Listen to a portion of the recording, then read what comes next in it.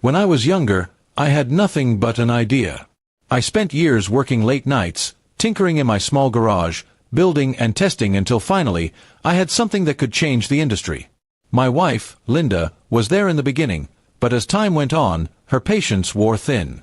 She hated the long hours, the failed attempts, and the money that seemed to vanish with no return. Still, I believed in what I was doing, even when she didn't. 4 years, I was treated like a dreamer who would never make it. Linda often reminded me that she married a man who wasn't providing the life she thought she deserved. While I was buried in work, she became more distant, going out with her friends, buying things we couldn't afford, and living as though I was invisible. I noticed the coldness but kept my focus on my invention.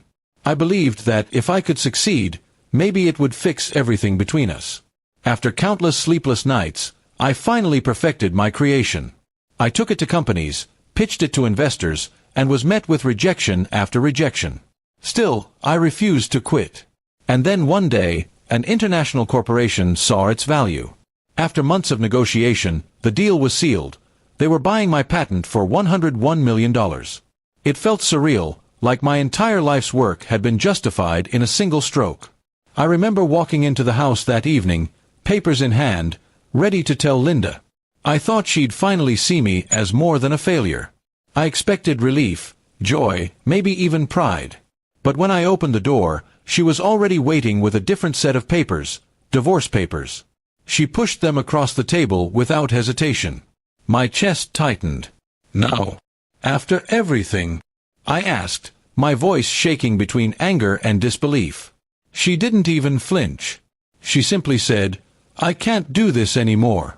I've wasted enough of my life on your dreams." The irony burned in my veins. She had no idea I just sold those dreams for a fortune. At first, I wanted to tell her, to shout it in her face. But then I realized, she didn't deserve to know. This woman, who mocked me when I struggled, who made me feel small every day, was about to walk away believing she was leaving behind a failure. That was the sweetest victory I could ever imagine. The divorce went through quickly. She didn't fight for much, assuming I had nothing worth taking. She walked out with her bags, her pride, and a sneer that said she thought she had won. Meanwhile, I signed documents that would soon make me a multimillionaire. Weeks later, the company publicly announced the acquisition. My name was splashed across newspapers, business journals, and online articles. Friends who once doubted me now called me a genius. Investors who had turned me away begged for meetings. And Linda, well, she found out the truth like everyone else. I heard from a mutual friend that she nearly fainted when she read the news. She tried reaching out, leaving desperate messages on my phone, pretending she had made a mistake, that she wanted to talk.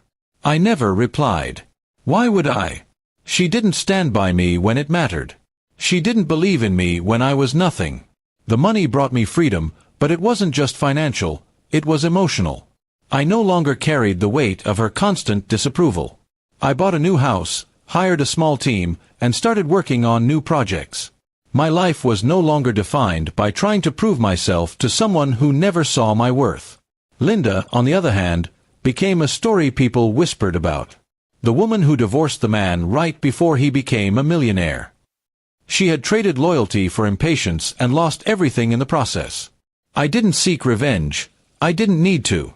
Her own choices had punished her more than I ever could. I often think back to the day she pushed those papers across the table. I see her face, cold and certain she was leaving behind nothing but a hopeless dreamer.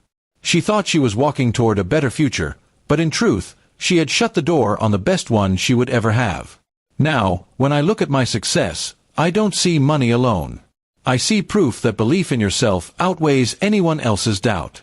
I see a reminder that loyalty is priceless, and those who abandon you in your struggle have no right to share in your triumph.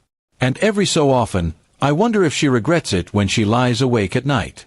I wonder if she imagines the life she could have had if she had waited just a little longer. But by then, I smile, because I know the answer doesn't matter. Her chapter in my story is closed, and mine has only just begun.